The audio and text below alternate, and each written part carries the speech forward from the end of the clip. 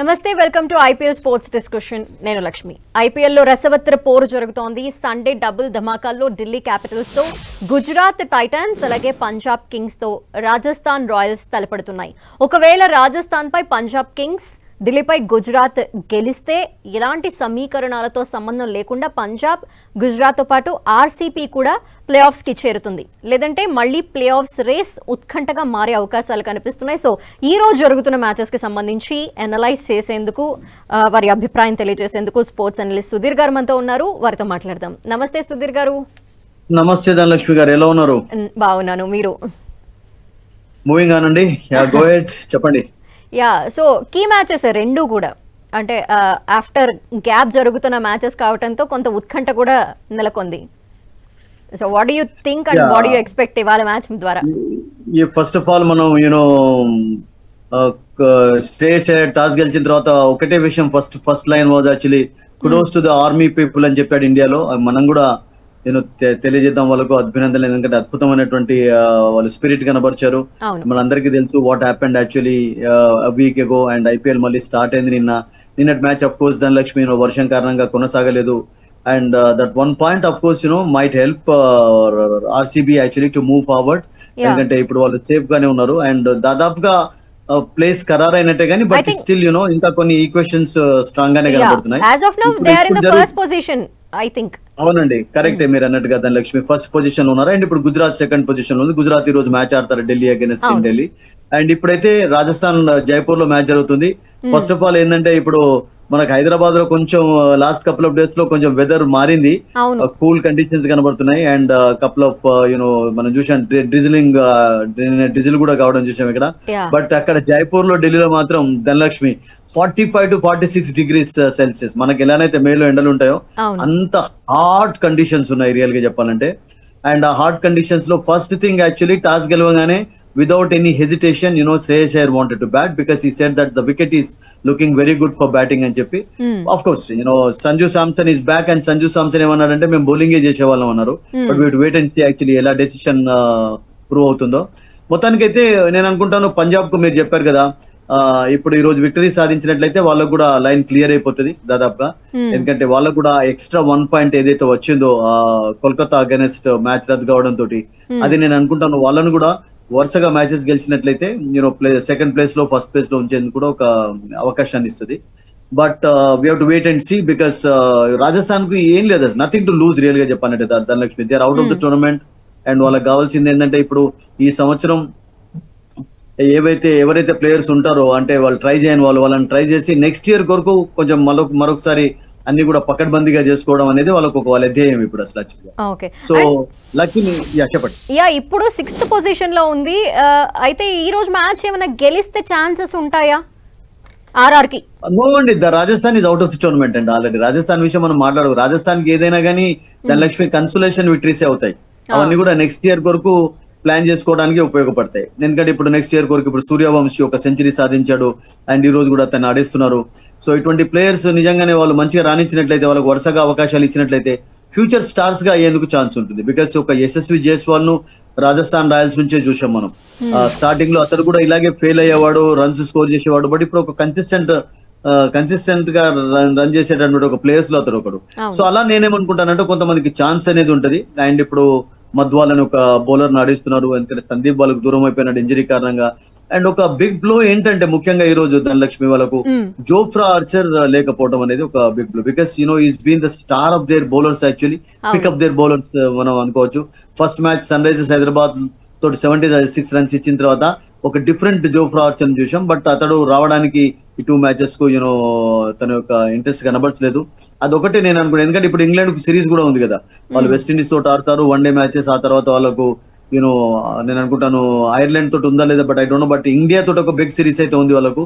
So ఇప్పుడు English players definitely ఉన్నారు, available గా ఉన్నారు. ఇప్పుడు ఆర్సీబీకి కొంతమంది అవైలబుల్ గా ఉన్నారు, మరికొన్ని టీమ్స్ లో ఆడుతున్నారు. బట్ ఈ రోజు రాజస్థాన్ రాయల్స్ కి అతడు అవైలబుల్ లేకపోవడం తోటి మాపాకా అని చెప్పి లెఫ్ట్ ఆర్మ్ పేస్ మెన్ వాళ్ళు ఇంక్లూడ్ చేస్తున్నట్టుగా మనం రిపోర్ట్ విన్నాం ఇప్పుడు. అండ్ హసరంగా ఆడుతున్నాడు, హెట్మేర్ ఆడుతున్నాడు, మరొక ఆఫ్ఘనిస్తాన్ బౌలర్ కూడా ఉన్న వాళ్ళకు ఉన్నారు ఫరూక్ రూపంలో. So it's okay, it's a good team actually.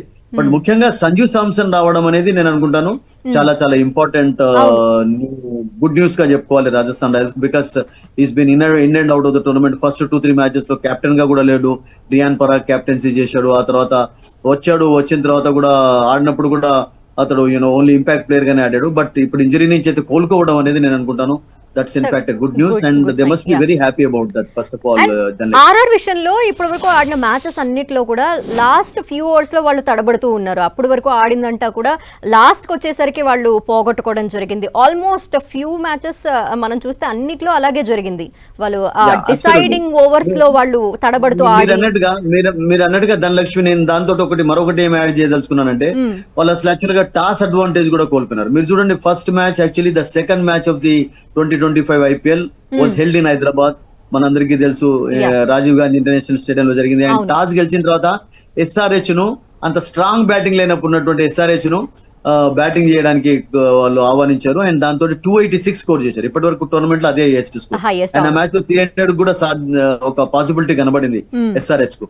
And chasing లో కూడా 240 ప్లేస్ చేశారు. Chasing was not bad at all actually, because ఆ మ్యాచ్ లో మనం చూసాం వికెట్ కీపర్ జురెల్ మంచి బ్యాటింగ్ కనబర్చాడు అండ్ సంజు సామ్సన్ కూడా మంచి బ్యాటింగ్ కనబర్చాడు. బట్ జైస్వాల్ స్టార్టింగ్ లో కొంచెం ఇంకా ఫామ్ పుంజుకోలేకపోయినాడు. సో దాంతో వాళ్ళు ఆ బిగ్ టార్గెట్ ను వాళ్ళు చేజ్ చేయలేకపోయినారు. బట్ టాస్ గెలిచినప్పుడు అడ్వాంటేజ్ ఒకటి చూసినట్లయితే ఈవెన్ గుజరాత్ అగైన్స్ కూడా టాస్ గెలిచి వాళ్ళని ఆహ్వానించారు అండ్ ఆ మ్యాచ్ లో కూడా ఓడిపోయారు. బట్ మీరు అన్నారు కదా క్లోజ్ మ్యాచెస్ అంటే ఒకటి ఢిల్లీలో జరిగినప్పుడు Delhi against actually they should have won that match అండి. కంఫర్టబుల్ గా గెలవాల్సినటువంటి మ్యాచ్ లాస్ట్ ఫ్యూ మినిట్స్ లో ఫ్యూ అవర్స్ లో స్టార్క్ ఒక బ్రిలియంట్ ఓవర్ వేయడం తోటి అది సూపర్ ఓవర్ కి వెళ్ళింది. ఫస్ట్ సూపర్ ఓవర్ మ్యాచ్ మనం చూసాం అండ్ ఆ తర్వాత ఢిల్లీ విక్టరీ సాధించారు. అండ్ మీరు అన్నట్టుగా అగైన్స్ RCB కూడా బెంగళూరులో రియల్ గా చెప్పాలంటే the kind of start they had.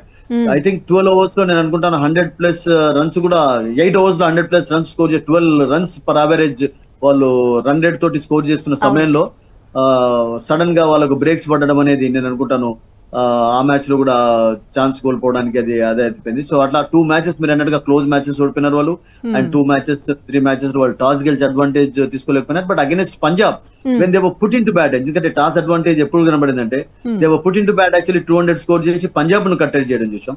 And Punjab ఇప్పుడు రాజస్థాన్ లో ఆడుతున్నారు వాళ్ళు. సో ఇలా వాళ్ళకు ఈ సంవత్సరం నిజంగా చెప్పాలంటే మీరు అన్నట్టుగా కొన్ని ప్లేసెస్ వచ్చి రాలేదు, కొన్ని సమయాల టాస్ గెలిచినప్పుడు అడ్వాంటేజ్ కోల్పోయినారు వాళ్ళు. బట్ ఓవరాల్ గా కొన్ని చూడండి ఏ టోర్నమెంట్ లో అయినా మనం ప్రతిసారి చెప్పుకుంటూ ఉంటాం కదా Dhanalakshmi, you always don't win అండి. మీరు ప్రతి టోర్నమెంట్ గెలవరు, ప్రతి టోర్నమెంట్ లో కూడా ప్రతి మ్యాచ్ లో పర్ఫామ్ చేయాలంటే కూడా ప్రతి వాళ్ళకు సాధ్యం కాదు. 11 ప్లేయర్స్ ఉన్నారంటే మీరు రొటేషన్ లో చూస్తుంటాం, ఒక 3 ప్లేయర్ ఒక మ్యాచ్ లో ఆడడం అలా చూస్తుంటాం. Because cricket it's a team game actually. Individual performances తోటి కొంతమంది గెలిపించినప్పటికీ కూడా ఇట్స్ ఓవరాల్ గా ఏంటంటే టీమ్ గేమ్ కనుక టీమ్ చక్కగా ఆడడం అనేది ఇంపార్టెంట్. టీమ్ గేమ్ గా చెప్పాలంటే క్లిక్ కాలేదు వాళ్ళకు. అతనంగా స్టార్టింగ్ లో కొంచెం ఫస్ట్ మ్యాచ్ ఆడలేదు, ఆ తర్వాత తడబడ్డాడు, ఒక మ్యాచ్ లో 4 వికెట్ తీశాడు. తీక్షణ రియల్ గా చెప్పాలంటే అతని పైన ఎక్స్పెక్టేషన్స్ ఎక్కువ పెట్టుకున్నారు. ఇప్పుడంటే ఆడి ఈ మ్యాచ్ లో లేడు నేను అనుకుంటాను. సో అతని పైన కూడా ఎక్స్పెక్టేషన్స్ పెట్టుకున్నాడు. అతను రాణించారు. సందీప్ అతను కూడా కొంచెం ఇంజరీ కంటే ముందు సరిగ్గా బౌలింగ్ చేయలేదు. Tushar Deshpande not impressive actually. Riyan Parag పర్వాలేదు అనిపించుకున్నాడు. నితీష్ రాణా సరిగ్గా బ్యాటింగ్ చేయకపోవడం. సూర్యవంశీ ఒక మ్యాచ్ లో సెంచరీ, తర్వాత డక్ తక్కువ స్కోర్స్ అవుట్ కావడం చూసి సో ఓవరాల్ గా యాజ్ ఎ టీమ్ గా వాళ్ళు క్లిక్ కాలేదు రియల్ గా చెప్పాలి. So that I think is the main reason for their failure this year. But again tournament at the end of the tournament కొన్ని plus points అయితే ఉంటాయి. ఆ ప్లస్ పాయింట్స్ వాటిని క్యారీ చేసుకొని నెక్స్ట్ ఇయర్ కొరకు మళ్ళీ పకడ్బందీగా ఉండడం అనేది చాలా ఇంపార్టెంట్. రైట్. సుధీర్ గారు ఇంకా మాట్లాడదాం. అందుకని సుధీర్ గారు ఈ రోజు ఇంకో మ్యాచ్ కూడా జరగబోతోంది ఢిల్లీ అండ్ గుజరాత్ వాళ్ళది కూడా. సో పాయింట్స్ టేబుల్లో సెకండ్ పొజిషన్ లో ఉంది జీటీ అండ్ ఢిల్లీ వచ్చి 13 points తో 5th place లో ఉంది. సో డీసీకి ఎంతవరకు ఛాన్స్ ఉన్నాయి? ఒకవేళ గెలిస్తే ఎలా ఉంటుంది, ఓడిపోతే ఏంటి? ధనలక్ష్మి చూడండి, ఫస్ట్ ఆఫ్ ఆల్ డీసీకి ఉన్న మ్యాచ్లు అన్ని కూడా టఫ్ మ్యాచెస్ ఉన్నాయి. ఈ రోజు గుజరాత్ అగైన్స్ టఫ్ మ్యాచ్, తర్వాత పంజాబ్ తోటి ఉంది, వాళ్ళకు ముంబై తోటి కూడా ఒక మ్యాచ్ ఉంది and they will be playing ముంబైలో ఆడతారు. సో డీసీకి ఉన్నాయి అన్ని కూడా టఫ్ మ్యాచెస్ ఉన్నాయి. And whereas Gujarat already second position లో ఉన్నారు. అండ్ వాళ్ళకు రియల్ గా చెప్పాలంటే లక్నో సూపర్ జెయింట్స్ తోటి అండ్ ఆ తర్వాత చెన్నై తోటి 2 matches ఇన్ అహ్మదాబాద్ లో ఉన్నాయి. హోమ్ అడ్వాంటేజ్ కూడా ఉంటుంది వాళ్ళకి. So and they have done good job, fairly good job actually. ఈ సంవత్సరం హోమ్ క్రౌడ్ ముందు చాలా మంచి పర్ఫార్మెన్స్ కనబరిచారు. సో మీరు అలా చూసినట్లయితే కొంచెం easy match. But again you never know అండి. అంటే ఒక్కొక్కసారి ఎలా ఉంటుందంటే బికాస్ మనం అనుకుంటాం అవుట్ ఆఫ్ ద టోర్నమెంట్ ఉన్నటువంటి టీమ్స్ కూడా they will spoil the party అంటాం కదా, అలా చేసే ఛాన్స్ ఉంటుంది. బట్ గుజరాత్ అయితే ఇప్పటి వరకు 8 పాయింట్స్ తోటి సేఫ్ పొజిషన్ లోనే ఉన్నారు. అంటే ప్లే ఆఫ్ ఛాన్సెస్ ఖచ్చితంగా వాళ్ళకు కన్ఫర్మ్ కాకపోయినప్పటికీ ఐ థింక్ వాళ్ళు సేఫ్ పొజిషన్ లో ఉన్నారు. అండ్ ఈ రోజు మీరు అన్నట్టుగా వాళ్ళు ఢిల్లీని ఓడించినట్లయితే క్లియర్ గా వాళ్ళకు కన్ఫర్మేషన్ అయిపోతుంది. అండ్ ఆ తర్వాత then they can try for the first 2 positions అండి. ఎందుకంటే ఇప్పుడు ముంబైకి 2 విక్టరీస్ అవసరం ఉంటాయి. ముంబై డెఫినెట్లీ వాళ్ళు 2 గెలవాల్సిందే అంటే ప్లే ఆఫ్ కు చేరుకోవాలంటే. అండ్ ముంబైకి ఉన్నటువంటి మ్యాచెస్ కూడా 2 టఫ్ మ్యాచెస్ ఉన్నాయి. సో నేనేమనుకుంటానంటే గుజరాత్ కు కొంచెం కంపారిటివ్లీ ఈజీ మ్యాచెస్ ఉన్నాయి. బట్ టుడేస్ మ్యాచ్ మీరు అన్నట్టుగా చాలా చాలా ఇంపార్టెంట్. అండ్ అన్ఫార్చునేట్లీ ఏంటంటే గుజరాత్ కు చాలా మంది ప్లేయర్స్ అవైలబుల్ గా ఉన్నారు కానీ ఫారిన్ వాళ్ళు, అండ్ ఢిల్లీ టీమ్ లో చాలా మంది అవైలబుల్ గా లేకపోవడం అనేది కూడా ఎఫెక్ట్ అయ్యే ఛాన్సెస్ ఉంది బౌలింగ్ మీద. మెయిన్ బౌలర్ వాళ్ళకు మిచెల్ స్టార్క్ అనే ద మెయిన్ వెపన్ అతడు అవైలబుల్ గా లేకపోవడం అనేది నేను అనుకుంటాను చాలా కొంచెం ప్రెషర్ లో వస్తుంది. ఎందుకంటే వాళ్ళు ఇప్పుడు కొత్త రూల్ ప్రకారం ఎవరినైతే వాళ్ళు రిప్లేస్ చేయబోతున్నారు అంటే ముస్తఫిజుర్ కూడా నిన్న T20 లీగ్ ఆడి ఇప్పుడు వస్తున్నాడు అతను. సో ఈ రోజు నేను అనుకుంటాను సండే మార్నింగ్ వచ్చి ఉంటాడు. సో ఇమీడియట్ గా ఆఫ్టర్నూన్ మ్యాచ్ ఆడిపిస్తారా, నెక్స్ట్ మ్యాచ్ ఆడిపిస్తారా, we don't know that. If you plays it will be good for them. But otherwise నేను అనుకుంటాను ఇక దుష్యంత్ చమీరన్ ఆడించాల్సిందే. And I think du Plessis and Stubbs కూడా అవైలబుల్ గా ఉన్నట్టుగా ఉన్నారు వాళ్ళకు, అదొకటి కొంచెం ప్లస్ పాయింట్ స్టబ్స్ ఉండడం అనేది. And they will depend mainly on Rahul's ability అండి. ఎందుకంటే రాహుల్ ఒక్కడు వాళ్ళకు కన్సిస్టెన్సీ కనబడినటువంటి ప్లేస్ లో ఒకటి. అండ్ కరుణ్ నాయర్ కూడా ఫిట్ గా లేడు వాళ్ళకు, ధనలక్ష్మి. సో వాళ్ళకు చాలా ఇబ్బందులు ఉన్నాయి. సో మెయిన్ గా బౌలింగ్ డిపార్ట్మెంట్ లో కుల్దీప్ అండ్ అక్షర్ ఏదైనా కొంచెం మ్యాజిక్ చేసినట్లయితే that will be good for them. But ఢిల్లీలో మనందరికీ తెలుసు it's a beautiful batting wicket. We've already seen big scores here. So it's definitely going to be a high scoring match అండి David, అందులో doubt లేదు. Okay, GT అంటే శుభ్మన్ గిల్ చాలా బాగా lead చేస్తున్న విధానం కనిపిస్తోంది. తను ఎవ్రీ మ్యాచ్ లో కన్సిస్టెంట్ గా ఆడిపిస్తూ మొత్తం టీం అంతా కూడా నడిపిస్తున్న విధానం వాళ్ళని ఈ పొజిషన్ లోకి తీసుకొచ్చింది అనిపిస్తోంది. సో ఏమంటారు? కరెక్ట్ మీరు అన్నాడు, అదొక పాయింట్ మీరు అన్నట్టుగా. Because A captain always should lead by example అని అంటుంటాం మనం. దాని లీడర్ అద్భుతంగా ఉన్నట్టయితే ఏం ప్రాబ్లం. బట్ ఎప్పుడైతే ఒక షిప్ కు హోల్స్ ఉంటాయో అప్పుడు కెప్టెన్ కూడా ఏం చేయలేడు. ఫర్ ఎగ్జాంపుల్ ఇప్పుడు చెన్నై ఎగ్జాంపుల్ తీసుకున్నట్లయితే when the ship is full of holes what can A captain do? ఎందుకంటే ఒక చోటు నుంచి వాటర్ లీక్ అవుతుంటే ఒక చోటు నుంచి లోపలికి వచ్చినప్పుడు షిప్ డెఫినెట్లీ మునిగే ఛాన్సెస్ ఎక్కువగా ఉంటాయి. సో చెన్నై టీమ్ లో కొన్ని టీమ్స్ లో మనం అటువంటి ప్రాబ్లమ్ చూసాం. ముఖ్యంగా వాళ్ళకు ఓపెనర్స్ ఎవరు సెట్ కాకపోవడం, తర్వాత ఒక ఓపెనర్ డ్రాప్ చేసి మరొక ఓపెనర్ తీసుకొచ్చినట్లయితే అతడు సెట్ కాకపోవడం, ఈవెన్ కోల్కతా కూడా అటువంటి ఇష్యూస్ మనం చూసాం. బట్ ఇక్కడ మీరు అన్నట్టుగా లీడర్ చక్కగా ఉన్నాడు. Leader is leading by example is one reason మీరు అన్నట్టుగా. మరొకటి ఏంటంటే ఒక లీడర్ పైన మీకు ప్రెషర్ అనేది ఎప్పుడు ఎందుకు ఉండదంటే మీకు మిగతా వాళ్ళందరి నుంచి కూడా ఈక్వల్ గా కాంట్రిబ్యూషన్స్ వచ్చినప్పుడు leader also feel comfortable. Dhanalakshmi, I think you will agree with me. ఎందుకంటే సాయి సుజెషన్ అద్భుతంగా ఆడుతున్నాడు. జోస్ బట్లర్, ఈ 3 బ్యాటర్స్ టాప్ ఆర్డర్ లో ముగ్గురు కలిసి నేను అనుకుంటాను 1500 అరౌండ్ ఇంకెక్కువగా రన్స్ స్కోర్ చేయడం తోటి శుభన్ గిల్ పైన ఎక్స్ట్రా అది అనేది మనం చూడలేకపోయినాం. But is of course playing extremely well, doubt లేదు. అండ్ చాలా మంచిది కూడా అతడు ఫామ్ లో ఉండడం. ఎందుకంటే ఇప్పుడు ఇంగ్లాండ్ సిరీస్ ఉంది కనుక అతడు ఎన్ని రన్స్ స్కోర్ చేసినట్లయితే అతని కాన్ఫిడెన్స్ పెరుగుతుంది. అండ్ ఇండియా కూడా ఇప్పుడు విరాట్ కోహ్లీ, రోహిత్ శర్మ రిటైర్ కావడం తోటి నెక్స్ట్ జనరేషన్ అంతా ఇతని పైనే ఎక్స్పెక్టేషన్స్ పెట్టుకుంటున్నారు కనుక అంటే నెక్స్ట్ 4-5 years లో. So I think it's good for India ఒక రకంగా చెప్పాలంటే. But absolutely is doing a good job. ఎందుకంటే మీరు అన్నట్టుగా ధనలక్ష్మి అతనిలో అగ్రెషన్ కనబడుతుంది. అంపైర్స్ తోటి వాదించే విధానం కానివ్వండి, ప్లేయర్స్ ప్లేయర్స్ ఫీల్డ్ సెట్ చేసేటప్పుడు కొన్ని అగ్రెసివ్ అప్రోచ్ అనేది కనబడి that's in a way it's a good thing. No doubt. ఒక లీడర్షిప్ క్వాలిటీస్ అయితే బాగా కనిపిస్తున్నాయి తనలో, ఉన్నాయండి. Because is touted to be future Indian captain. Already T20 T20 world cup లో అతన్ని కెప్టెన్ చేసేలా కనబడుతుంది. ఈవెన్ ఇంగ్లాండ్ సిరీస్ కూడా maybe he might be India's captain. Actually test matches లో కూడా అతన్ని ఉంచేలాగా కనబడుతున్నాడు. వన్ డే మ్యాచెస్ విషయం అంటే మనం ఇప్పుడు ఆలోచించకూడదు. Because Rohit and Virat they have not retired from one day cricket. But మీరు అన్నట్టుగా డెఫినెట్లీ అతనిలో క్వాలిటీస్ అయితే ఉన్నాయి. అండ్ ఇవన్నీ ఫ్రాంచైజ్ క్రికెట్ నుంచి మీరు చాలా నేర్చుకుంటూ ఉంటారు. ఇప్పుడు రోహిత్ శర్మ ఒక మంచి కెప్టెన్ గా అయినాడు అంటే ఫ్రాంచైజ్ క్రికెట్ చాలా హెల్ప్ చేసింది. మనం దాన్ని కూడా కాదలేదు. విరాట్ కోహ్లీ కూడా అట్లాగే ధోని నుంచి నేర్చుకున్నాడు. ఫ్రాంచైజ్ క్రికెట్ లో కూడా అతనికి మంచి అవకాశాలు ఇచ్చినప్పుడు వాటిని మెరుగుపరుచుకున్నాడు. Playing and great players. So ఇవన్నీ కూడా మీరు అన్నట్టుగా ధనలక్ష్మి డెఫినెట్లీ దోహదపడతాయి అంటే మన ఇంప్రూవ్మెంట్, మన ఎన్హాన్స్మెంట్ లో. And is a good learner also, quick learner also. And ముఖ్యంగా ఫిట్ గా కూడా ఉంటాడు, మంచి ఫీల్డర్ అండ్ చాలా మంచి లీడర్షిప్ క్వాలిటీస్ కనబరుస్తున్నాడు. అండ్ అలా కాకుండా అతని టీమ్ లో ఉన్నటువంటి ప్లేయర్స్ కూడా అటువంటి పర్ఫార్మెన్స్ ఇస్తున్నారు. ప్రసిద్ధ్ కృష్ణ నుంచి సిరాజ్ నుండి మంచి పర్ఫార్మెన్స్, రషీద్ ఖాన్ రీసెంట్ గా, and Sai Kishore is doing a good job. Harshad Khan bowling చేస్తున్నప్పుడు, Shahrukh Khan batting. So I think Tewatia వీళ్ళందరూ కూడా కొంచెం కలిసి కట్టుగా అఫ్ కోర్స్ టాప్ ఆర్డర్ ఎక్కువ రాణించా కానీ you have seen contributions from all these players actually అవి కూడా నేను అనుకుంటాను కొంచెం అతని లీడర్షిప్ కు హెల్ప్ఫుల్ గా ఉన్నాయి, అందులో కూడా డౌట్ లేదు. యా అంటే ఐపీఎల్ కి కొంత బ్రేక్ వచ్చి మీన్ టైం ఏదైతే దొరికిందో అది వాళ్ళు ఇంకా ప్రిపేర్ అవడానికి ఫోకస్ చేయడానికి ఛాన్స్ ఇచ్చింది అనుకుంటున్నారా, లేదంటే కొంత గ్యాప్ రావడం అనేది వాళ్ళ ప్రెషర్ ని పెంచింది అనుకుంటున్నారా? ఎప్పుడు ఐపీఎల్ లాంటి ఒక బిగ్ టోర్నమెంట్ లో ఎనీ ఫ్రాంచైజ్ టోర్నమెంట్ లో గ్యాప్ అనేది మంచిది కాదండి అసలు. గ్యాప్ అంటే ఇప్పుడు చూడండి గ్యాప్ రావడం తోటి చాలా మంది ప్లేయర్స్ ఇప్పుడు అవైలబుల్ గా కూడా లేరు. సో ఒక్కొక్కసారి మొమెంటం అనేది దెబ్బతి. ఇప్పుడు జోస్ బట్లర్ కూడా రావడం పోవడం అని చూస్తున్నాం. సో నేను అనుకుంటాను అది ఒక రకంగా బ్రేక్ అనేది లాంగ్ బ్రేక్ అనేది మంచిది కాదు. ఇటువంటి టోర్నమెంట్ లో జనరల్ గా 1-2 డేస్ తర్వాత 2-3 డేస్ తర్వాత మ్యాచెస్ అయితేనే బాగుంటుంది. ఈవెన్ 6 డేస్ గ్యాప్ వచ్చినప్పుడు కూడా వీ హావ్ సీన్ దట్ ఆ రిథమ్ అనేది మొమెంటం అనేది కోల్పోయినటువంటి ఎగ్జాంపుల్స్ ఉన్నాయి ప్లే టీమ్స్ కొన్ని. సో ఇటువంటి బిగ్ టోర్నమెంట్ లో అంత గ్యాప్ ఉండకూడదు. బట్ గ్యాప్ కు కారణం మనం అందరికీ తెలిసిందే, గ్యాప్ ఆఫ్ కోర్స్ రావాల్సి వచ్చింది ఈ టోర్నమెంట్ లో.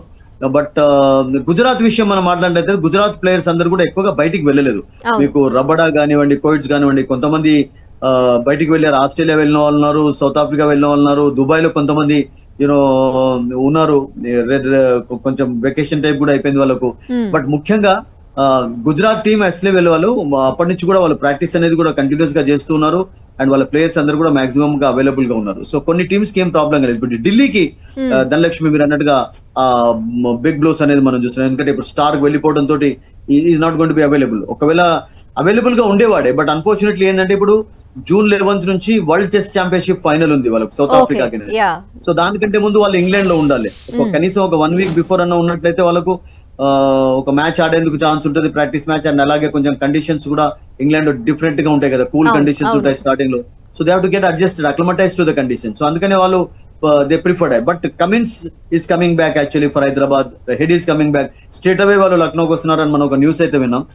బ్రేక్ అనేది అఫ్ కోర్స్ మీరు అన్నట్టుగా కొన్ని విషయాలలో పర్వాలేదు కానీ, but long break I think అది మొమెంటమ్ డెఫినెట్లీ దెబ్బతీస్తుందండి.